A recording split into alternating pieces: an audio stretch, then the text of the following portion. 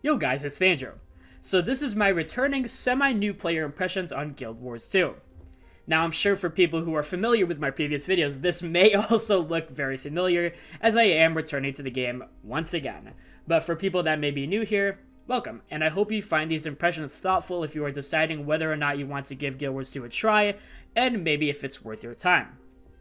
Now just to preface before we get started, while this may not be exactly my first impressions on Guild Wars 2, I still consider myself relatively new to this game. The farthest I ever got on any character in this game was level 62, and I only explored a handful of areas fully in the game. Probably maybe about 7 to 8 zones, fully, 100%. While that may sound relatively high for how extraordinarily massive this game is, it is a very tiny portion of what this game has to offer, as is the case with most MMORPGs. So again, while I'm not exactly fully new to this game, I am giving myself a fully new experience by doing new things in this game after leaving the game for almost 2 years. And this video is for people who are deciding whether or not this game may be worth a try, since it is free to play, or for long-time veteran Guild Wars 2 players who are interested in hearing the rambling of a long-time MMO player and addict like myself, getting into their favorite MMORPG that they've loved and played for so long. Now, there will be chapters set up with this video or timestamps in the description below if you're interested in hearing about certain parts of the game, be it the story and lore, the gameplay and RPG mechanics, or the world exploration. But if you are here to stick it out with the entire video, welcome, and I hope you enjoy my rambling impressions, and welcome to the channel. Be sure to leave a like, leave a comment of your thoughts of the video, subscribe, and hit the bell icon to see future Guild Wars 2 or general MMORPG content and videos, and get notifications from my channel. Now, to get started, we will be starting off with the character's personal story, as that is practically what any new player or character is automatically thrown into first as soon as they get started. Starting out specifically with the Norn, because that is the race I decided to play this time to give myself something new, because all I play is humans in every single MMO and RPG, in every single game I play, so I decided to give myself something fresh and go with Norn.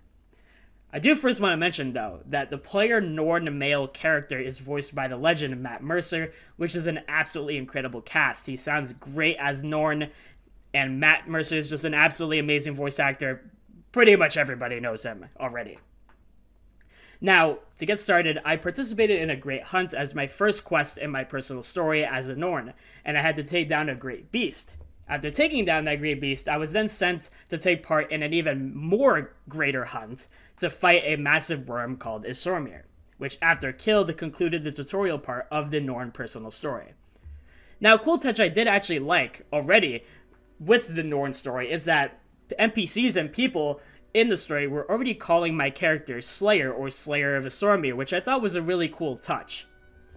Now, once I hit level 10, I unlocked my first part of the Norn storyline, which was in fact influenced by my choice when making my character.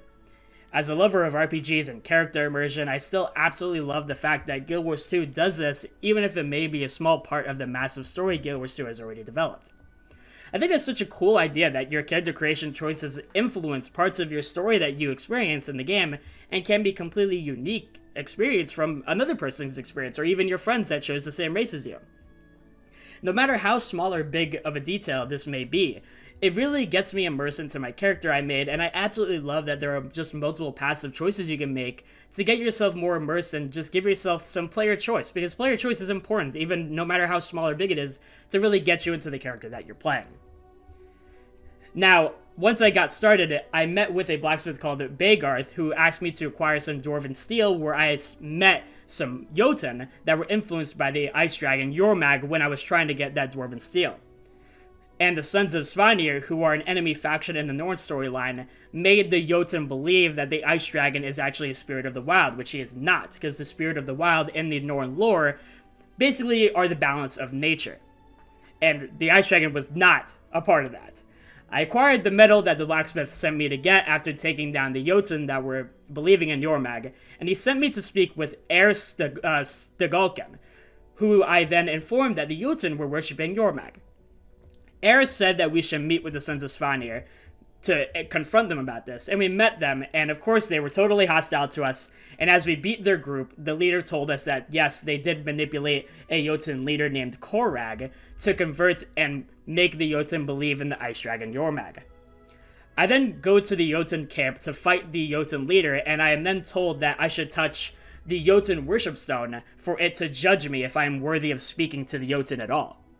I was then sent into the worship stone itself, where I was then confronted by an elder Jotun, and we fought, and he deemed that I was worthy, and showed me of the past of how the Jotun were at civil war over a different conflict, and how the Jotun basically tore themselves apart. And if the now Jotun leader Korag joins the Sons of Svanir, the Jotun people will be sacrificed to Jormag. Afterwards, I was taken out of the worship stone, and I confronted Korag and told him that I spoke to the elder Jotun, and that the Sons of Svanir have manipulated him, and that the Jotun need to stick together if they want to survive because of the massive civil war that tore them apart. I gave him a chance to get the truth from the Sons of Svanir, and I then went back to the blacksmith and heir, and I was given a choice between forging a powerful weapon with the blacksmith or getting a blessing of the wolf as a recommendation from heir to get more support from other people that believe in the blessing of the wolf. I decided to go with the blacksmith and forge a powerful weapon to confront the Jotun leader in the case that he was totally manipulated by the Sons of Svanir. The blacksmith then sends me and heir to go fight a powerful griffin who has incredible power, and I need to soak the weapon's blood in the weapon in the griffin's blood. Once the griffin was slain, the weapon was then dipped into the griffin's blood, and we were off to go kill the Jotun leader because he still totally believed in what the Sons of Svanir was telling him. We invaded his area, killed him and his followers, and I actually used the forged weapon that the blacksmith gave me in that small part of the quest, which is actually pretty cool, because it did a ton of damage and it was pretty awesome. And that pretty much concluded my first major story quest line for the Norn, and I honestly found it relatively enjoyable. It got me invested, it got me included into the story, and to get my legend started as a Norn, and got me automatically to learn what the lore is of my chosen race and what threatens my chosen race in this vast world. The Norn race, its story, and especially the starting area, definitely gave me Skyrim type of vibes if you aren't watching the video and are just hearing my voice. Just looking at it, you just look at it, it's like, wow, this looks like Skyrim. It really pretty much is. Which I'm sure most people could definitely see as, you know, Viking and Norse aesthetic and stuff like that is absolutely there. And Jeremy Soule, the composer for some of the Elder Scrolls games, also, like, he composed for the game, so it definitely makes it feel like that the game has that awesome Skyrim vibe. Now, to get into the gameplay and feel and character progression of the game, thankfully, with this MMO, there isn't a lot of waiting around when it comes to wanting to get into the combat. After you experience the start of your story, you are automatically sent in with an objective and sent to go into combat, fighting, of course, you know, going into the hunt and fighting that beast. Overall, I feel like that Guild Wars 2 has some of the most satisfying combat the MMO genre has to offer.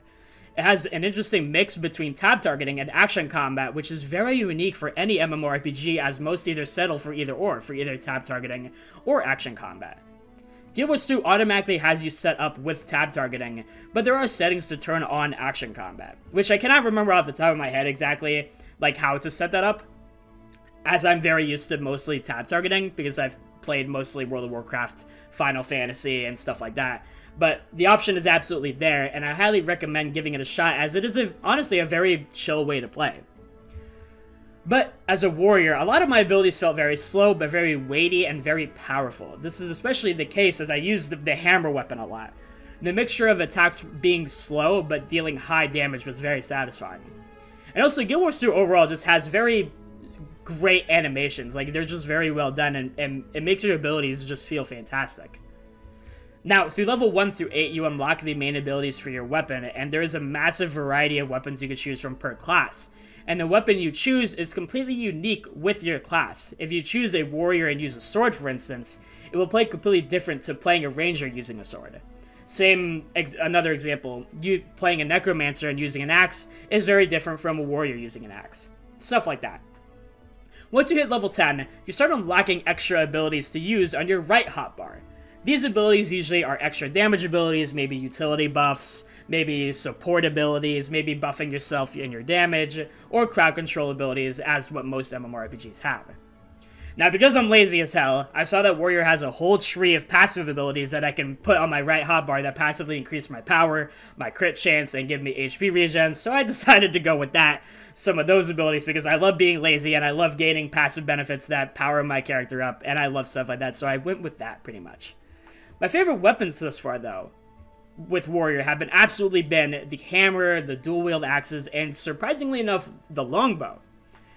The hammer just has so much oomph to its abilities with it shaking the camera a ton, having loud sounds. It has so much AoE and crowd control. Some of the sound effects with hammer, for some reason, are just so loud, and I find it hilarious, and it adds to the experience for me, just smashing the ground really loudly and having that loud sound play.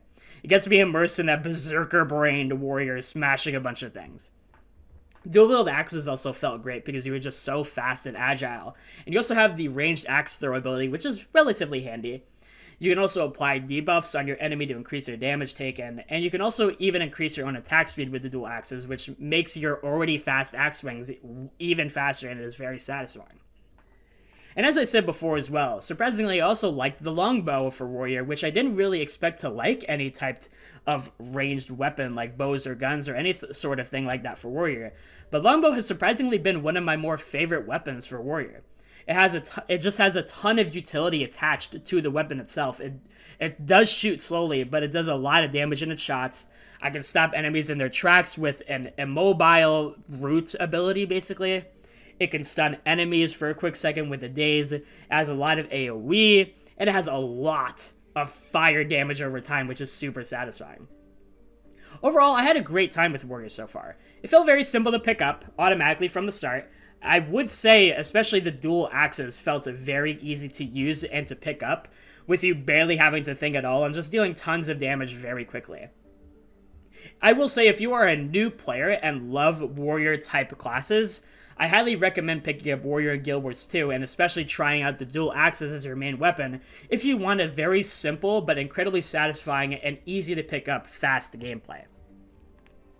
Now, wrapping up with the combat and gameplay feel and character progression of Guild Wars 2, getting into one of Guild Wars 2's absolute biggest strengths is the world exploration. I cannot stress enough how absolutely incredible Guild Wars 2's exploration is, and one of the best you can get in any MMORPG. It feels so unique for an MMORPG to have such a free and open world akin to massive single-player RPGs. If you are a single-player RPG enjoyer, like myself, I love games like that, but you haven't really gotten into an MMORPG before, and are scared of most of them, or unsure if you want to try them out, Guild Wars 2 is an absolutely incredible and great choice for single-player RPG enjoyers, as there's so much for you to do in the open world.